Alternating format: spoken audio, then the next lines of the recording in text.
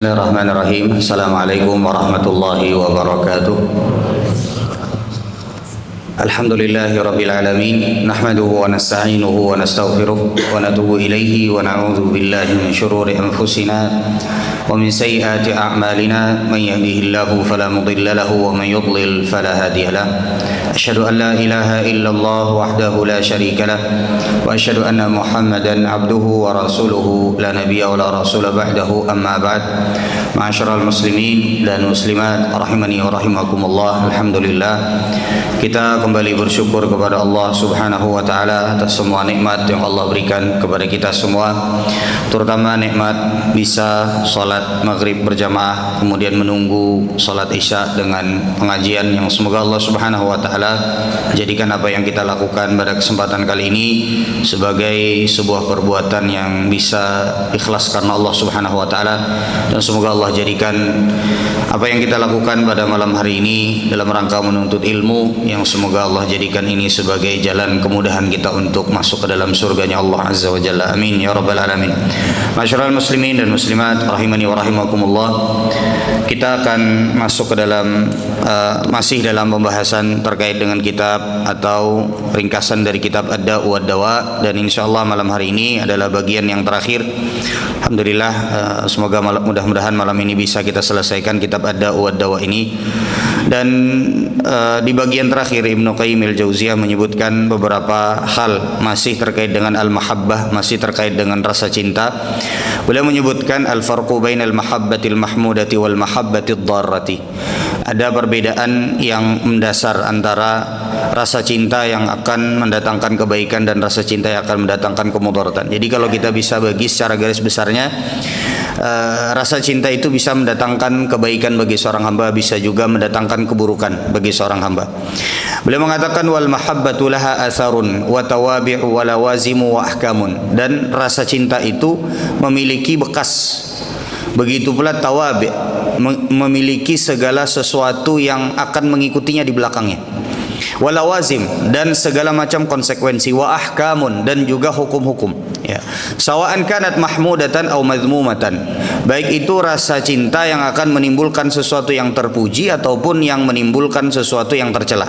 Nafi'atan aw dharratan, baik itu yang bermanfaat ataupun mendatangkan mudarat. Jadi rasa cinta, kata Ibnu Qayyim al-Jauziyah, itu punya konsekuensi yang besar dalam kehidupan seorang hamba. Bahkan rasa cinta itu ada yang mahmudah, ada yang madhmumah. Mahmudah artinya terpuji, madhmumah artinya tercela. Dan yang terpuji itu pasti nafi'ah, pasti akan mendatangkan manfaat bagi seorang hamba. Adapun yang madhmumah, yang tercela, itu akan mendatangkan kemudaratan. Jadi kurang lebih kerangka berfikirnya yang disebutkan oleh Ibnu Qayyim al-Jauziyah seperti ini, jemaah sekalian.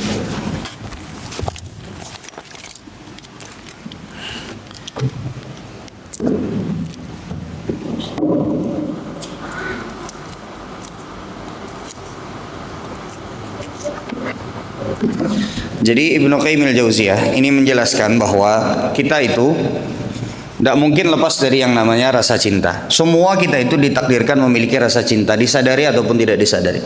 Dan rasa cinta itu terbagi menjadi dua. Kalau pembagiannya ya berdasarkan dari terpuji dan tidak terpuji. Jadi rasa cinta terbagi menjadi dua. Yang pertama ada yang mahmudah. Mahmudah ini artinya adalah terpuji. Ada yang madhmumah. Ada yang tercela. Masing-masing dari yang mahmudah dan juga madhmumah ini memiliki konsekuensi. Konsekuensi besarnya dari rasa cinta yang terpuji itu adalah manfaat. Dan Ibnu Qayyim al-Jauziyah merincikan manfaat ini terbagi menjadi dua. Yang pertama adalah manfaat ukhrawi yang kaitannya adalah dengan akhirat. Yang kedua adalah manfaat terkait dengan dunia. Begitu pula yang tercela. Ini berarti tercela ini ujungnya secara garis besarnya dia akan mendatangkan mudarat. Makanya di akhir kitab nanti akan kita bacakan apa yang dikatakan oleh Ibnu Qayyim al-Jauziyah tentang ishqus suwar. Orang yang rasa cintanya itu berlebihan sampai gak bisa dia kendalikan. Dan ini akan mendatangkan banyak kemudaratan buat dia. Bahkan Ibnu Qayyim al-Jauziyah itu sampai berbicara tentang cinta kepada istri di bagian terakhir dari kitabnya. Subhanallah, luar biasa jamaah sekalian. Nah, jadi mudarat ini jamaah sekalian, ya, tentu saja sama terbagi menjadi dua. Baik itu yang kaitannya dengan akhirat ataupun yang kaitannya dengan apa? Dunia. Dan Ibnu Qayyim al-Jauziyah menyebutkan di dalam kitab beliau, al-mahabbatu aslu kullil af'al. Jadi rasa cinta itu adalah asal dari sesuatu manusia, ya jamaah sekalian, makhluk Allah Subhanahu. Rasa cinta itu biasanya akan menjadi asal muara dari sebuah perbuatan. Kalau kita mencintai sebuah kemaksiatan, itu kemaksiatan akan dilakukan oleh seorang tersebut. Paling tidak kalau dia tidak melakukannya karena dia tidak mampu, dia punya niat untuk melakukan keburukan tersebut. Asalnya kenapa? Karena dia mencintai keburukan tersebut. Makanya kalau kita perhatikan, ini kan kita udah deket Ramadan nih jamaah sekalian. Ada orang yang bisa berhenti di Ramadan, ada orang yang bisa berhenti di Ramadan. Ada pemabuk yang dia bisa berhenti di Ramadan mabuk karena dia puasa. Puasa dia. Puasa dia. Iya kan? Coba pian lihat nang ketujuh berokok tuh. Ketujuh berokok. Iya. Bilanya kada berokok, pas di luar bulan puasa kayak apa pusingnya bubuhannya tuh. Itu ya. Tapi bila puasa adalah mengeluh mah pusingnya. Nah, kada. Adalah. Tapi niat dia, keinginan dia meskipun pada saat puasa itu kada berokok, meskipun pada saat dia berpuasa, misalnya seseorang tidak puasa, tidak minum minuman keras, karena kecintaan dia terhadap sesuatu tersebut pasti ada niat untuk melakukannya kembali. Betul apa tidak? Nah, inilah yang dimaksudkan oleh Ibnu Qayyim, al-mahabbatu aslu kullil af'al. Kecintaan kita terhadap sesuatu asal muara penyebab menjadi trigger untuk kita melakukan sesuatu, baik itu yang baik ataupun yang buruk. Kalau yang terpuji ini akan mendatangkan apa? Manfaat. Baik itu yang akhirat ataupun dunia. Kalau yang tercela akan mendatangkan apa? Mudarat. Jadi kita tuh harus bisa betul-betul melihat yang kita cintai itu apa. Kalau yang kita cintai adalah kebaikan, maka yang datang adalah apa? Manfaat. Tapi kalau yang kita cintai adalah sesuatu yang tercela, maka yang akan datang kepada kehidupan kita adalah mudarat. Baik itu mudaratnya kaitannya dengan akhirat ataupun dunia. Ini sama nih, akhirat ataupun dunia. Yang kadang-kadang di dunia itu bisa dilihat dan dirasa, tapi yang menjadi masalah adalah kalau mudaratnya kaitannya dengan akhirat. Seseorang tidak bisa merasakan mudarat terkait dengan akhirat kecuali setelah dia meninggal dunia. Ini yang jadi masalah jamaah sekalian. Kalau di dunia nih mudaratnya, misalnya orang mabuk, orang mau obat, orang melem, kesehatannya rusak, ada kesempatan untuk dia bisa berubah. Betul apa tidak? Waduh, garing. Mudaratnya mudarat dunia. Dia merasakan rasa sakitnya di dunia. Ada kemungkinan dia untuk berubah. Tapi kalau sudah urusannya sama akhirat, mati dulu hanya kau merasakan. Dan itu tidak akan pernah bisa kembali lagi ke dunia. Kalau orang sudah mati nggak bisa lagi balik ke dunia. Ke dunia nggak bisa. Mau gimana mau balik?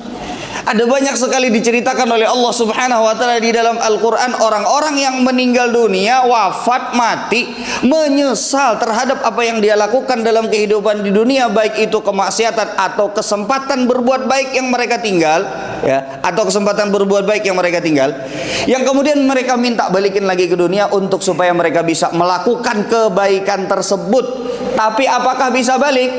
Gak bisa.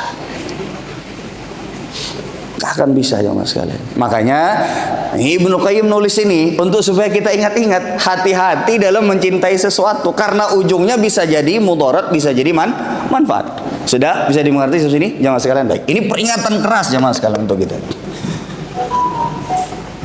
Ya, ada sebagian, subhanallah jamaah sekalian, ada sebagian orang yang menyukai sesuatu, mencintai sesuatu, dia itu nggak sadar. Dia nggak sadar. Tapi dia nggak bisa keluar dari rasa cintanya terhadap sesuatu tersebut. Ulun kasih contoh ya, ulun kasih contoh. Ada orang yang tiap hari dia main game, habis waktunya, sholat ketinggalan, ya, kerja, ya, juga nggak bisa. Nah, main game masih mending, judi online, judul itu loh. Subhanallah. Ulun itu beberapa kali jamaah saya nerima konsultasi orang kecanduan judi online. Dan ulun baru sadar bahwasanya ternyata judi online itu semua rasa bisa tergabung di situ. Jadi semua rasa itu yang membuat candu jamaah sekalian. Jadi rasa itu kan turun naik orang judi online. Setelah ulun ngobrol sama orang yang kecanduan judi online, ulun baru sadar, ternyata kenapa sampai ada yang namanya kecanduan judi online. Kenapa? Ternyata rasanya itu memang sebegitu dahsyat. Rasanya itu memang sebegitu dahsyat. Ada rasa senangnya kalau menang, ya kan? Ada rasa adrenalinnya. Ini lagi. Ada rasa sombongnya. Wah, aku mandak seini. Ya. Ada rasa sedihnya. Ada rasa sedih. Jamaah sekalian, sedih itu kadang-kadang bisa jadi dinikmati. Bisa jadi. Bujuran. Rasa sedih, rasa sakit itu bisa rada. Pian pernah lah bangkak batis. Ya. Mungkin terseleo main bola atau apakah. Tapi ada titik di mana pian menikmati bengkak tersebut. Pernah lah pian. Ya. Ada rasa sakit-sakit tapi makanya pian orang beurut tuh pian kira itu kan menikmati rasa sakit orang beurut tuh. Siapa ketujuh beurut di sini? Itu kan menikmati rasa sakit, pian dipicik, ditekan, tapi masih ketujuh pian. Bisa dimengerti maksudnya? Itu contoh kecilnya. Judi itulah aja orang rugi masih aja. Ada sebagian orang yang memang dia terjebak dalam menikmati rasa sedih. Ada sebagian orang seperti itu. Makanya bubuhan. Nah, itu yang disebut oleh Ibnu Qayyim iskuswar. Orang yang patah hati itu jamaah sekalian. Orang yang jatuh cinta kemudian ditolak. Ya. Kadang-kadang sedih itu bisa sampai dia itu menikmati kesedihan tersebut. Ya, bisa dimengerti seperti itu. Jadi memang sebegitu dahsyatnya. Ulun tanya sama pian semua ya. Mungkin kita nggak dan tidak usah dibayangkan. Yang jelas intinya itu disebut dengan mahabbah. Kecintaan seseorang itu membuat seseorang melakukan sesuatu. Ulun beri contoh. Contoh yang kecil aja. Contoh yang kecil. Siapa di sini yang suka belanja online? Siapa? Belanja online siapa? Pada tahu semua ya belanja online. Mungkin di di marketplace dan lain sebagainya. Kenapa jadi pian lebih ketujuh belanja online daripada belanja ke pasar? Kenapa? Daripada nukar di toko pasar. Kenapa? Lebih murah? Lebih murah? Ternyata jawabannya bukan hanya itu. Belum kasih tahu. Orang belanja online itu terkumpul semua rasa. Pada saat ada bahasa orang sekarang experience, ada pengalamannya. Pian melihat, oke. Kemudian pian beli. Pian beli. Ada rasa penasaran. Sama kayak ini bukan menyamakan antara judi online dengan belanja online ya, enggak. Tapi rasa penasaran itu di satu titik akan membuat kita suka terhadap sesuatu. Penasaran ini barang datang sesuai dengan yang difoto apa enggak? Ada rasa penasaran seperti itu, ya kan? Kemudian ketika datang barangnya, kemudian ketika pian buka, ada rasanya pada saat itu, ketika sama dengan apa yang pian ini, kadang bisa jadi setelah pian buka ternyata nggak sesuai dan pian bisa menikmati ketidaksesuaian dan kekecewaan pian tersebut. Buktinya apa? Nukar pulang bahasa. Iya kan? Jaka tidak tuh jarak pian. Itu rasa semua terkumpul. Dan rasa itulah yang membuat seseorang itu cinta.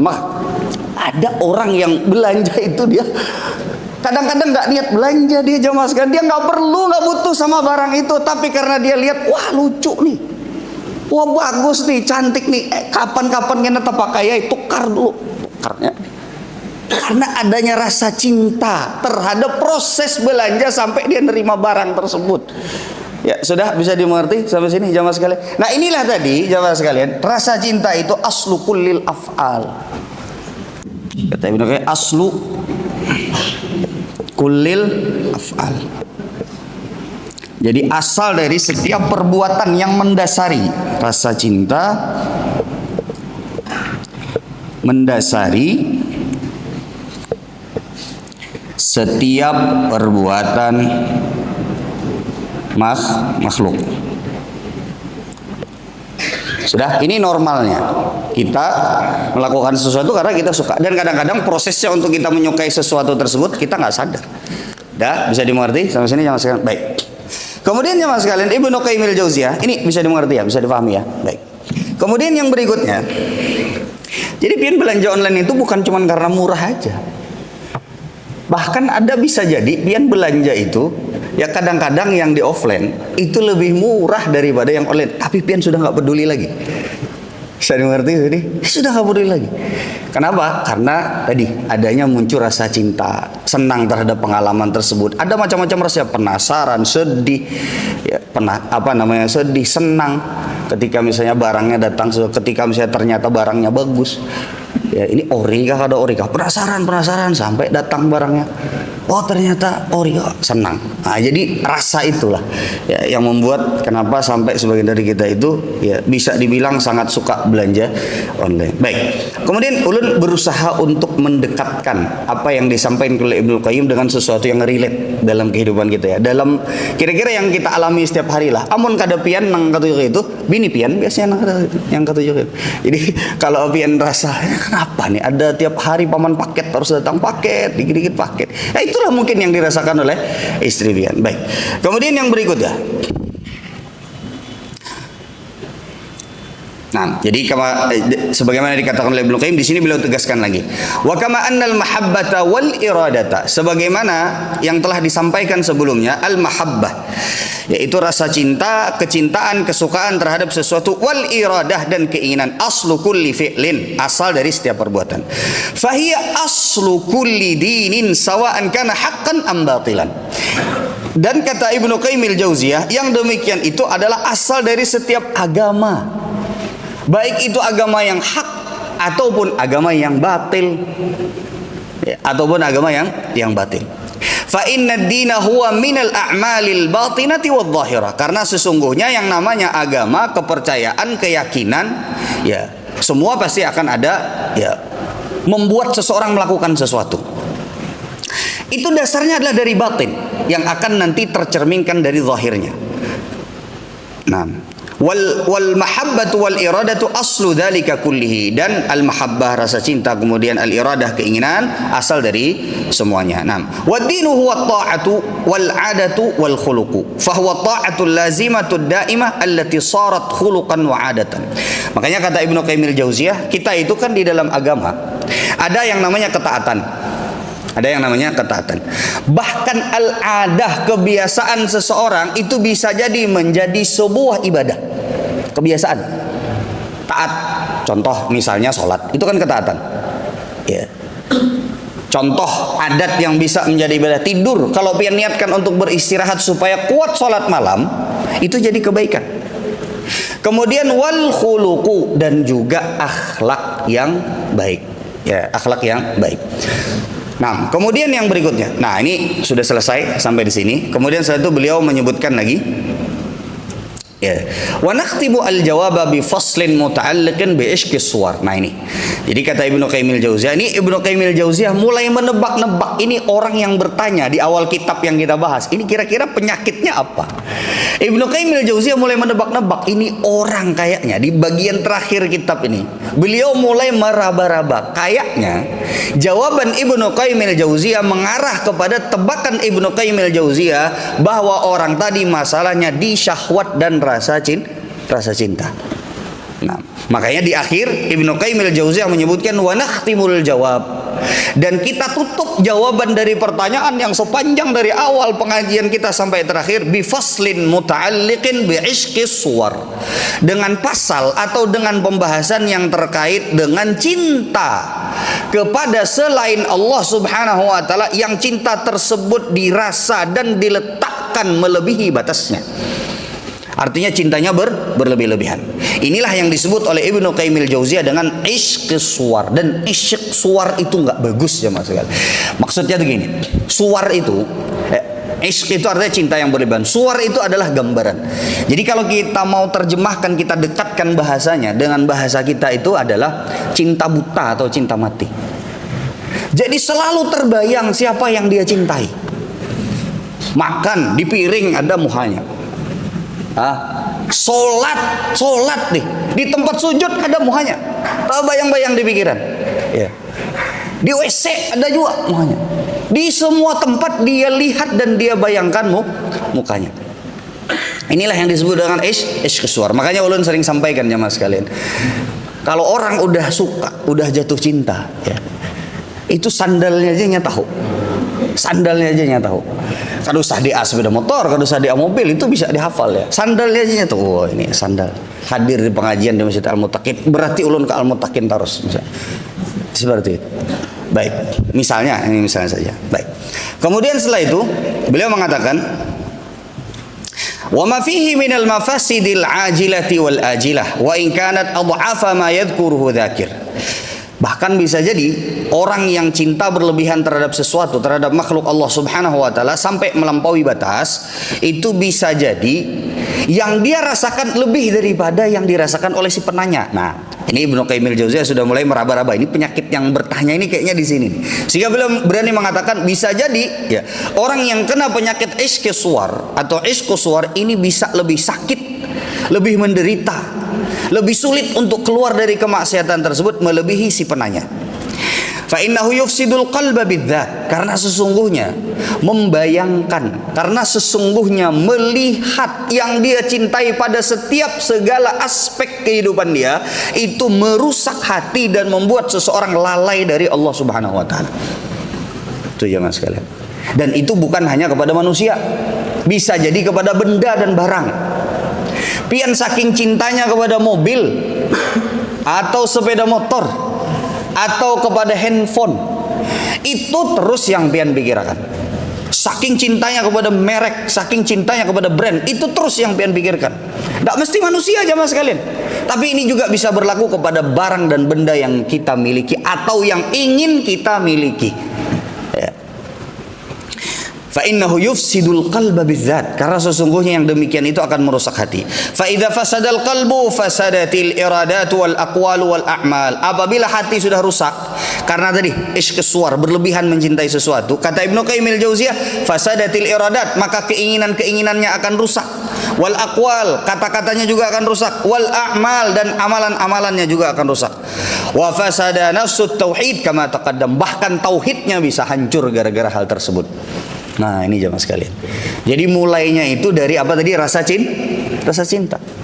Mulai rasa cintanya berlebihan, makin hari makin tinggi, makin hari makin besar, sehingga dia tidak bisa melupakannya. Sehingga dia betul-betul membayangkan dalam setiap kehidupannya dari detik sebelum dia tidur sampai dia mau tidur lagi. Itu aja yang dibayang. Itu kata Ibnu Qayyim merusak hati. Dan kita tidak jarang masuk dalam perkara tersebut sebagai bukti ya jemaah sekalian, sebagai bukti. Tidak sedikit di antara kita yang sampai sebelum tidur dia masih buka HP, dan yang pertama kali dia buka setelah tidur adalah HP. Ini hati-hati, jangan-jangan nanti sampai kita masuk ke dalam ishqus suwar atau ishqus suwar. Baik. Nah, wallahu subhanahu wa ta'ala, dan Allah subhanahu wa ta'ala menyebutkan innama haka hadal marad, sesungguhnya Allah subhanahu wa ta'ala menyebutkan penyakit ini atau ishqus suwar an ta'ifataini minan nas. Allah menyebutkan dua dari kelompok manusia yang mengalami hal ini. Wahuma al-lutiyah, yang pertama adalah LGBT ya, wan nisa, dan juga para wanita. Fa ukhbira an ishqi imra'atil aziz, meskipun juga bisa kena laki-laki, bisa, bahkan bisa jadi laki-laki lebih sering daripada perempuan, tapi Allah subhanahu wa ta'ala sebutkan dua ini. Salah satu yang disebutkan dan dijelaskan oleh Ibnu Qayyim, dan ini faedahnya besar, adalah ishqi imra'atil aziz li Yusufa wa ma rawadathu wa kadathu bihi. Jadi cinta yang berlebihan dari Imra'atul Aziz, istrinya raja, kepada siapa? Nabi Yusuf. Sampai dia mengajak Nabi Yusuf alaihi salam untuk melakukan perbuatan zina. Nah ini kenapa? Karena cinta yang berlebihan. Saking kagumnya dia berlebihan kepada Nabi Yusuf alaihi salam, terhadap ketampanan dan indahnya paras Nabi Yusuf alaihi salam, sampai dia mengajak untuk berzina. Tapi kata Ibnu Qayyim al-Jauziyah, ma'anna alladhi butuliya bihi, dan orang yang diberikan ujian sebagaimana ujian Nabi Yusuf alaihi salam, amrun la yasbiru alaihi illa man sabbarahu Allah alaihi, sesuatu yang seseorang tidak akan mungkin bisa bersabar kecuali Allah kasih kepada dia taufik untuk bersabar. Jadi kalau kita masuk dalam perangkap godaan, kita tidak jarang masuk dalam perangkap godaan-godaan yang membuat kita berbuat maksiat, betul atau tidak? Kita manusia, pasti ada salahnya. Entah itu kita melihat sesuatu yang diharamkan, Ya. Itu kita tidak akan pernah bisa lepas. Ini kuncinya jamaah sekalian. Kita tidak akan pernah bisa lepas, tidak akan pernah bisa bersabar untuk menghindari kemaksiatan dan menolak keburukan tersebut kecuali pertolongannya dari Allah. Makanya Ibnu Qayyim al-Jauziyah kalau dilihat dari sebab-sebab dan apa yang dialami oleh Nabi Yusuf alaihissalam, itu orang nggak akan bisa sabar, kata Ibnu Qayyim al-Jauziyah, kecuali Allah memberikan taufik untuk dia bersabar menahan kemaksiatan tersebut. Makanya Ibnu Qayyim al-Jauziyah beliau menyebutkan wa kana ad-da'i hahuna fi ghayatil quwwati wa dzalika min wujuh. Coba bayangkan, kata Ibnu Qayyim al-Jauziyah, yang dialami oleh Nabi Yusuf alaihissalam. Nah, ini jamaah sekalian. Ada beberapa poin yang disebutkan oleh Ibnu Qayyim al-Jauziyah. Ini poin sama juga yang membuat kita mudah untuk bermaksiat. Meskipun konteksnya di sini Ibnu Qayyim al-Jauziyah menyebutkan ya tentang Nabi Yusuf alaihissalam. Yang pertama, kata Ibnu Qayyim al-Jauziyah, ma rakkabahu Allah subhanahu wa ta'ala fi tab'ir rajuli min mailihi ilal mar'ati. Yang pertama, setiap laki-laki, ini ceritanya Nabi Yusuf alaihissalam. Setiap laki-laki itu punya syahwat terhadap perempuan, betul apa tidak? Laki-laki itu punya syahwat terhadap perempuan. Kama yamilul 'atshanu ilal ma. Sebagaimana orang yang haus itu punya kecenderungan dan keinginan untuk meneguk air untuk menghilangkan kehausannya. Bisa dimengerti sampai sini jam saya. Jadi yang pertama dulu, kata Ibnu Qayyim al-Jauziyah, Nabi Yusuf itu tidak akan pernah bisa sabar sesabar itu kecuali Allah Subhanahu wa taala memberikan kesabaran, karena dawainya, karena sebab-sebab untuk bermaksiat itu banyak. Yang pertama, pada dasarnya kita ini punya kecenderungan untuk berbuat maksiat. Makanya di dalam firman Allah Subhanahu, innan nafsa la ammaratun bisu. Sesungguhnya jiwa kita ini ya sering memerintahkan, menyuruh kita kepada berbuat maksiat. Ini yang pertama. Yang kedua, anna Yusuf alaihi salam kana syabban. Nabi Yusuf alaihi salam itu adalah seorang pemuda. Wa syahwatu syabbi wahiddatihi aqwa. Wa syahwatu syababi wahiddatihi aqwa. Dan syahwatnya seorang pemuda beda lawan kai-kai, beda lawan yang sudah tua. Syahwat seorang pemuda itu lebih sulit untuk ditahan. Ya, syahwat seorang pemuda itu lebih sulit untuk ditahan. Nah, Nabi Yusuf pada saat itu masih muda. Ya. Asalis, yang ketiga, annahu kana azaban laisa lahu zaujatun wala sariyatun taksiru shiddatasy syahwati. Yang ketiga, Nabi Yusuf alaihi salam pada saat itu adalah seorang yang belum pernah menikah. Nabi Yusuf alaihi salam pada saat itu adalah seorang, bahasa kitanya itu apa jemaah sekalian? Belum pernah menikah. Ya. Hah? Apa bahasa kita? Perjaka. Ya, belum pernah menikah. Rasa penasarannya lebih besar. Belum pernah menikah dan itu godaannya besar. Berbeda dengan seorang yang sudah pernah menikah, berbeda dengan seseorang yang punya istri. Dia bisa melampiaskan syahwatnya kepada yang halal, sedangkan Nabi Yusuf nggak punya. Jadi godaannya itu gede. Jadi begini, kalau kita mau relatekan dengan kehidupan kita. Yang pertama jamaah sekalian, tadi berarti pada dasarnya kita itu punya kecenderungan untuk berbuat maksiat. Makanya di dalam hadis Nabi SAW, kullu bani adama khata. Setiap anak cucu Adam itu pasti berbuat salah dan salahnya berulang-ulang. Itu satu. Yang kedua, anna Yusuf alaihissalam kana syabban. Jadi masing-masing dari kita itu punya kecenderungan untuk tidak bisa menahan godaan untuk berbuat maksiat. Itu yang kedua ya. Nah, kalau kita relatekan dengan kehidupan kita. Yang ketiga, annahu kana azaban laisa lahu zaujatun wala sariyah. Yang ketiga jemaah sekalian, tidak setiap maksiat, tidak setiap kesalahan yang ingin kita menghindar dari kemaksiatan tersebut kita punya solusinya. Bisa dimengerti maksudnya kan? Tidak setiap, perhatikan di sini, tidak setiap kemaksiatan yang kita ingin menghindar darinya itu kita punya alternatif lain atau solusinya. Saat itu juga belum tentu kita bisa dapat.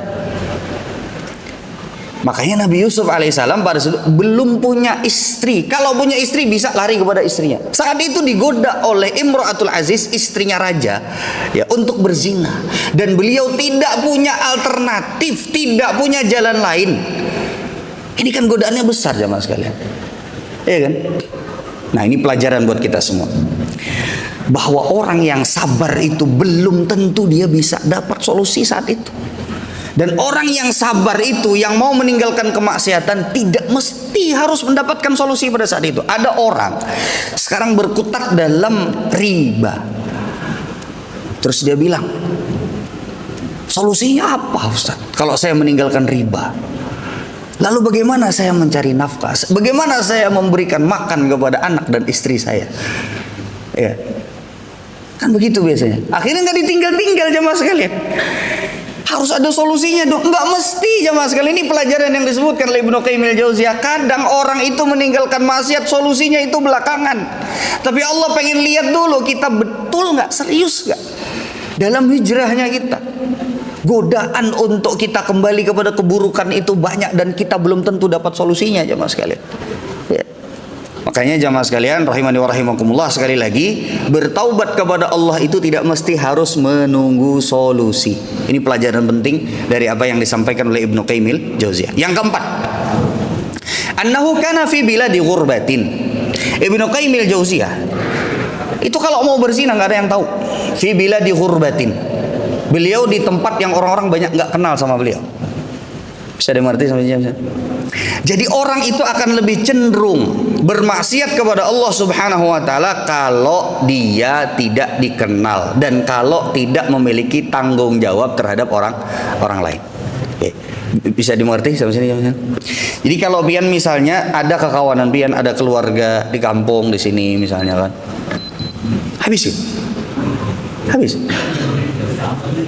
Oke. Ulun percepat. Jadi intinya yang keempat ini, Ibnu Qayyim al-Jauziyah ingin menyebutkan bahwasanya seseorang itu semakin dia tidak memiliki keterikatan dengan orang lain pada saat dia berbuat maksiat itu semakin mudah. Contoh, kalau orang itu berbuat maksiat di Banjar dan banyak orang tahu, itu seolah seperti dia dijaga. Bah, anaknya fulan ini ya, abahnya fulan ya. Karena dia bermasupan. Karena yang malu itu bukan cuma pian, tapi kuitan pian, anak-anak pian, ya keluarga pian malu semua. Wah, ini keluarganya fulan ini. Tapi kalau di tempat di mana orang tidak mengenali kita, itu lebih mudah untuk bermaksiat. Maka hati-hati tuh jamaah sekalian. Kalau di tempat di mana banyak orang yang tidak mengenal kita, kita sedang safar atau kita sedang bepergian, itu biasanya maksiat sering terjadi. Yang di kampung kita kada tegawi, di wadah orang bisa tegawi. Dah, bisa dimengerti sampai sini jamaah sekalian. Yang kelima, annal mar'ata kana dzata mansibin wa jamalin. Si wanita yang menggoda Nabi Yusuf alaihissalam, yang kelima kata Ibnu Qayyim al-Jauziyah, annal mar'ata kana dzata mansibin wa jamalin.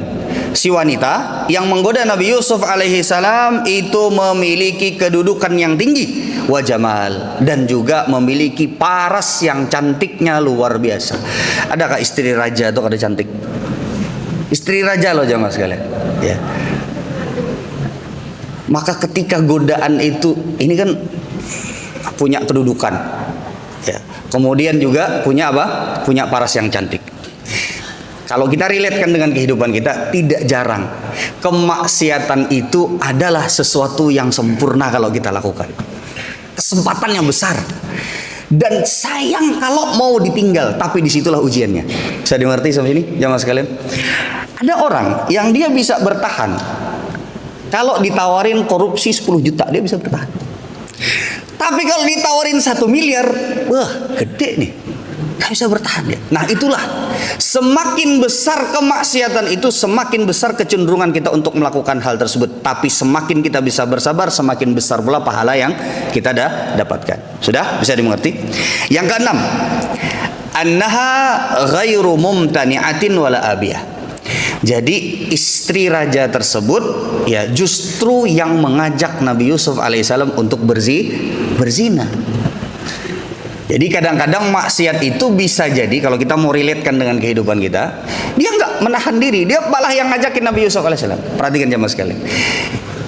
Pelajarannya adalah bahkan kadang-kadang di dalam kehidupan kita itu maksiat itu bukan kita yang menyebabkan dan kita sudah lari dari kemaksiatan tersebut, tapi tawarannya tetap ada. Percaya biar. Kadang makin jauh kita lari, dia makin besar datangnya. Ya, bisa dimengerti sampai sini jamaah sekalian? Jadi seperti itu. Kadang bisa jadi kemaksiatan itu lahirnya, datangnya bukan sebab karena kita, tapi karena memang dari luar datangnya. Seperti Nabi Yusuf alaihissalam. Nabi Yusuf ngapain? Nggak ngapa-ngapain. Ya. Tapi perempuannya, wanitanya yang datang menggoda Nabi Yusuf alaihissalam. Dan itu bisa terjadi pada diri kita. Pian sudah taat ke masjid, sudah hijrah, ya kan? Tiba-tiba datang mantan pian yang dulu ngajakin selingkuh. Ya, sudah bisa ini banyak kasus-kasus jamaah sekalian. Hati-hati ya. Hati-hati sama mantan. Ya, apalagi mantan yang kagum sama wah fulan sudah hijrah. Wah, hati-hati jamaah sekalian. Serius, hati-hati. Ya. Justru malah kadang-kadang kesolehan pian yang tampak itulah yang membuat mereka semakin semangat untuk menggoda. Percaya pian kamu. Nah unggut-unggut ini pina banyak yang unggut. Tinggi jamaah sekalian. Iya. Ya, dan subhanallah ya, ini banyak sekali terjadi jamaah sekalian, banyak sekali terjadi, bahkan yang sudah hijrah selama bertahun-tahun ya. Ulun hari ini dapat cerita di telepon, ulun tutup dengan salah seorang pionir kajian, salah seorang pionir hijrah ya. Tiba-tiba ulun dikasih tahu sama keluarga, Ustaz tolong fulan terjerumus dalam perbuatan zina. Kaget. Ulun sangat mengenal beliau sejak lama ya. Dan beliau mengakui. Coba pian bayangkan. Jadi kadang-kadang bisa jadi semakin kita itu menghindar, semakin besar ketaatan pian. Bukan berarti ulun nyuruh pian gak taat ya enggak, tapi taat dan tetap harus istiqomah dan sabar. Jadi godaan itu bisa jadi datang dari luar yang pian tidak pernah sangka-sangka. Pian orang masjid ya. Ya. Tiba-tiba tengah malam dicat sama mantan pian, nasihatin aku bang. Apa yang akan pian lakukan? Doakan akulah di sepertiga malam. Igam sudah hijrah. Apa yang akan pian lakukan? Hah? Dan pian tahu. Ya. Ini bungas bahari mantan. Apa pian? Apa yang akan pian lakukan? Ini diantara faidah yang bisa kita ambil dari poin-poin disebutkan oleh Ibnu Qayyim.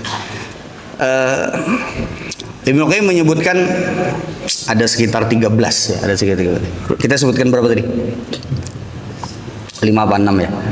Ya, tapi ulun rasa kita cukupkan saja sampai di sini. Ya, insyaallah kita mungkin kapan-kapan kita bahas, tapi secara umum rencana ulun kan ini pas nih sebelum Ramadan. Kita tutup kajian kitab Ad-Dawa. Tapi kalau misalnya nanti memang ada kesempatan lagi kita bisa bahas dalam satu kajian, kita bahas pembahasan ini yang disebutkan oleh Ibnu Qayyim, dan ini sangat relate sekali dengan kehidupan kita. Ini sangat nyata dan kita rasakan bisa jadi hampir setiap hari. Bagaimana sikap kita terhadap kemaksiatan yang kadang-kadang ya datang dalam kehidupan kita. Baik, ini yang bisa ulun sampaikan pada kesempatan kali ini. Kita tutup dengan doa kafaratul majelis. Subhanakallahumma wa bihamdika asyhadu an la ilaha illa anta astaghfiruka wa atubu ilaik. Assalamualaikum warahmatullahi wabarakatuh.